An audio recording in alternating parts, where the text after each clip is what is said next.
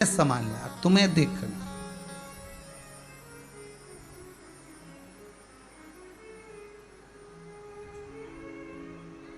अब तुम जाकर संभालो, अब तुम्हें संभालना है वहां जाकर। तब आखिरी में फिर उस वासुकी नाग ने सब बुद्धि से निकाल दिया था। परिवार, नाते, रिश्ते, कुटुंब, कबीले सब छोड़ा। सीधे शिव का जो स्मरण कर रहा था शंकर भगवान, उसके पास में पहुंच गए। वासुकी नाग को वर दिया है शिव जी ने।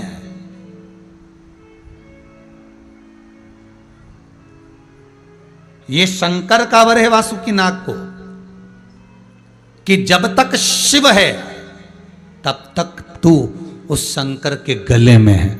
ये वासुकी नाग को वर है, जब तक शिव है। शंकर इस भूमंडल पर, इस ब्रह्मांड में जब तक शिव तत्व रहेगा तब तक वासुकी नाग भी रहेगा। वासुकी नाग को भगवान शंकर ने वर दिया और शेष नाग को भगवान विष्णु ने वर दिया कि तूने मेरी जो सेवा करी है, तूने जो भक्ति को धारण करा है। और कितनी सुंदर बातें। जिस मंदराचल पर्वत पर जाकर शेष नाग ने तप करा था, वही मंदराचल पर्वत रई का काम कर रहा था।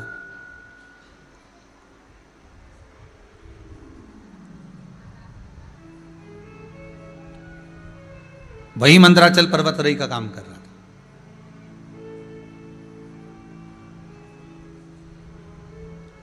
ये नहीं है कि मंदराचल पर्वत को छोड़ दिया गया। कई लोगों की आदत रहती है, एक आसन पर पाठ पूजन कर ली, फिर वो आसन उठाकर 2-4 साल, 2-3 महीने, 3 महीने फिर आसन चेंज कर लिया।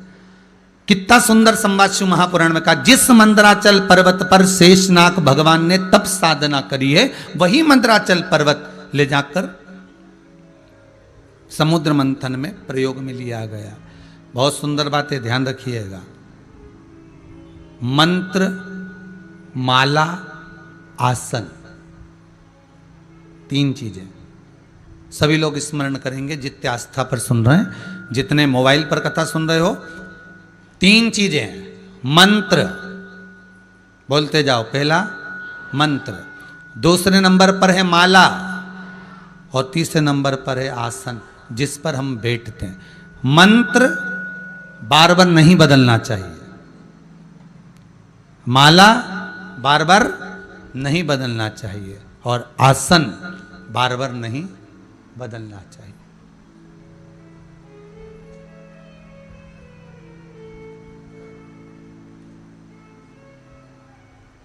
आसन भी नहीं बदला जाता।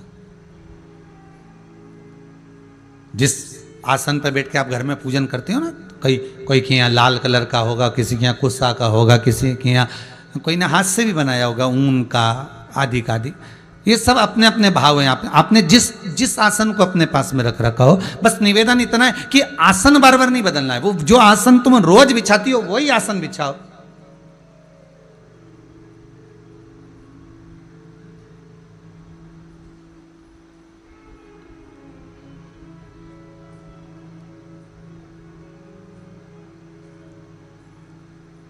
उस आसन की तो महत्वता है।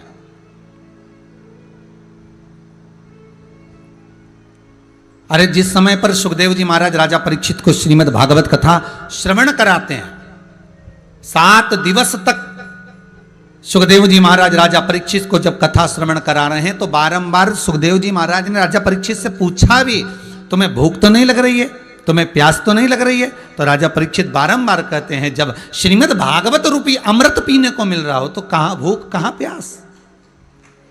जब वो तत्व श्रवण करने को मिल रहा है, जब वो तत्व पीने को मिल रहा है, तो ना तो भूख लगेगी ना प्यास लगेगी। तो ना तो मुझे भूख है ना मुझे प्यास है।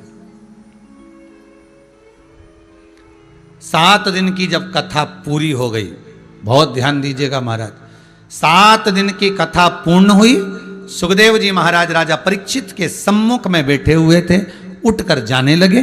परीक्षित ने हाथ जोड़ लिए, प्रणाम करा सुखदेव जी महाराज को। गुरुदेव आप चले जाओगे, मुझे दुख होगा, नेत्रों में मेरे जल भर जाएगा। सुखदेव जी कहते हैं, क्या तुझे मेरे जाने का दुख हो रहा है?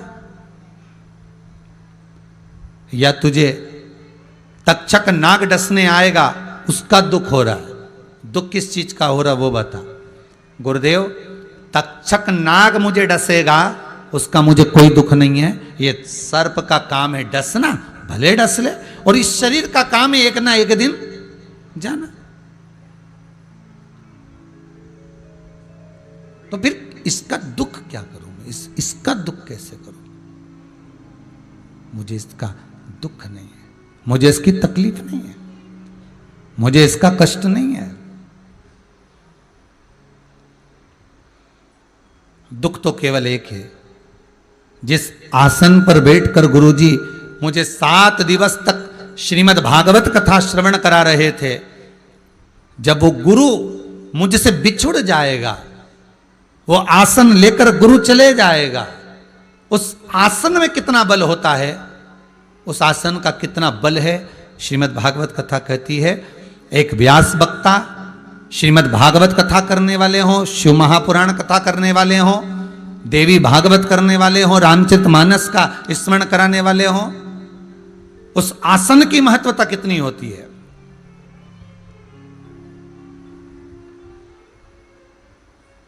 कि जब वो आसन चला जाएगा, वो आसन जब उठ जाएगा, मेरा गुरु मुझसे बिछुड़ कर चला जाएगा, फिर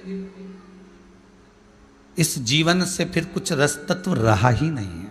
सब कुछ चला गया, समझ, सब कुछ समाप्त हो गया।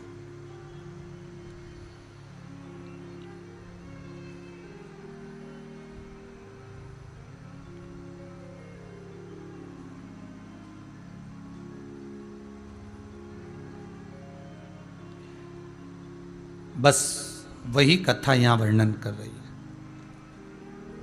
आसन की बड़ी मूलता है। हम तो यहां तक कहते हैं, आप लोग अगर आस्था चैनल पर कथा श्रवण कर रहे हो ना, आप लोगों से इतना जरूर कह सकते हैं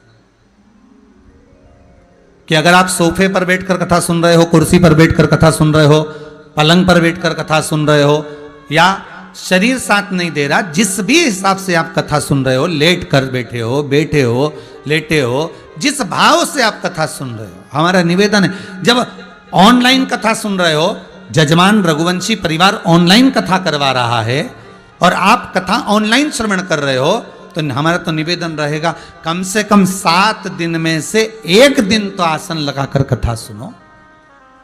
7 दिन में से कम 1 दिन उस आसन पर बैठकर कथा सुनो, जिस आसन पर आप निरंतर पूजन करते हो, निरंतर स्मरण करते हो, निरंतर अर्चना करते हो, निरंतर नाम जाप करते हो।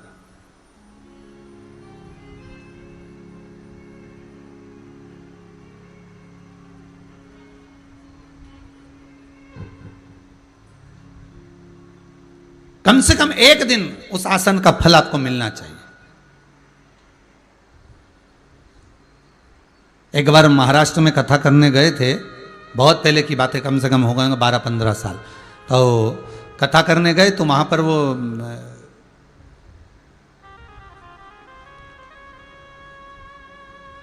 अमरावती से आगे का गांव है वो, तो वहाँ कथा करने गए थे। तो वहाँ जिस आसन पर बैठकर श्रीमद् भागवत कथा पंडित जी करते हैं, जिस आसन पर बैठकर शिव महापुराण की कथा होती है, जिस आसन पर बैठकर भगवान की चर्चा होती है, वहां उस आसन की बोली लगती है।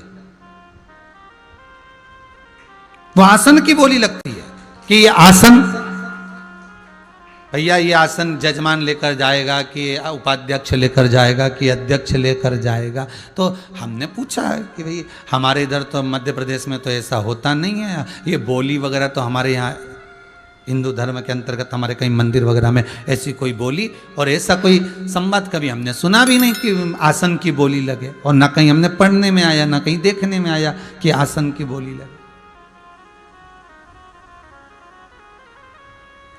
तो हमने तो कहीं पढ़ा भी नहीं, देखा भी नहीं कि आसन की बोली लगे।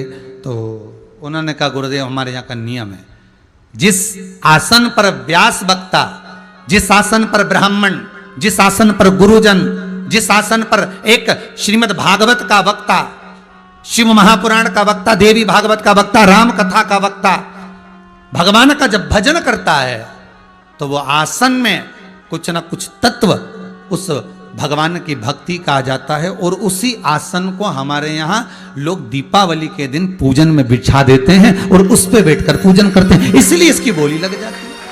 आसन की महत्वता जानने ले,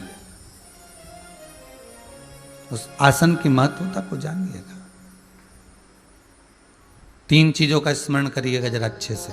3 चीजों का स्मरण आपको अच्छे से आना चाहिए। पहले नंबर पर जम के बोलिए मंत्र, दूसरे नंबर पर माला, तीसरे नंबर पर आसन। मंत्र भी बार बार नहीं बदला जाता, मंत्र को बार बार नहीं बदल सकते। दूसरे नंबर पर माला को बार बार नहीं बदलना चाहिए। जो कर माला होती है ना अपने जपने वाली, हाथ में अपन जो जपते हैं, वो माला को भी ज़्यादा नहीं बदलना। वो माला जपते रहो, कहीं से अगर टूट गई, खंडित हो गई तो माला का धागा बदल लो, पर मन के मत बदलो। उस मन के को नहीं बदलना है आपको। धागा वाले बदल लो, पर मन का नहीं बदलना चाहिए, क्योंकि एक एक मन के में तुम्हारा मन जुड़ा हुआ है, भगवान की भक्ति जुड़ी हुई है, भगवान का स्मरण जुड़ा हुआ है।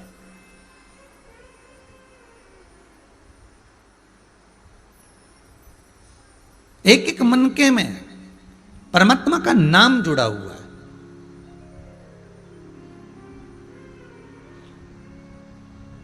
अरे कितना सुंदर बात है साहब। अब भले लोगों का फैशन हो गया, पर यहां फैशन की बात को छोड़ दो। अब लोगों का फैशन हो गया कि मंगलसूत्र भी लोग नई नई डिजाइन का हर 15 दिन में 20 दिन में बदल लेते। पर किसी सौभाग्यवती नारी से, बुजुर्ग माता से, किसी बुजुर्ग माता से, किसी सौभाग्यवती नारी से पूछना, गले का मंगलसूत्र, हाथ का चूड़ा और पांव का बिछूड़ा, बुजुर्ग से बुजुर्ग माताएं भी ना जाने कितने साल तक नहीं बदलती थी, कितने वर्ष।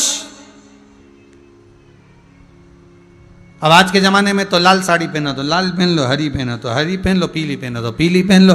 अब जब मर्जी पड़े, जब हाथ का चूड़ा उतार दिया, जब मर्जी पड़ी पांव की बिछुड़ी उतार दी। हमारे यहाँ बुजुर्ग से बुजुर्ग माताओं से अगर आप पूछोगे तो बुजुर्ग से बुजुर्ग माताएं जब ग्रामीण क्षेत्र में, आप लोग कभी देखेंगे, अब तो शहरी क्षेत्र में आप लोग पल रहे हैं, बड़े हो रहे हैं, ग्रामीण क्षेत्र में आपके जो बुजुर्ग रहे होंगे, चाहे राजस्थान में, जहां उत्तर प्रदेश आदि जगहों पर, मारवाड़ में, मालवा में, जहां तुम्हारे बुजुर्ग रहे होंगे, उनके पांव में पायल की जगह एक मोटी सी कड़ली डलती थी।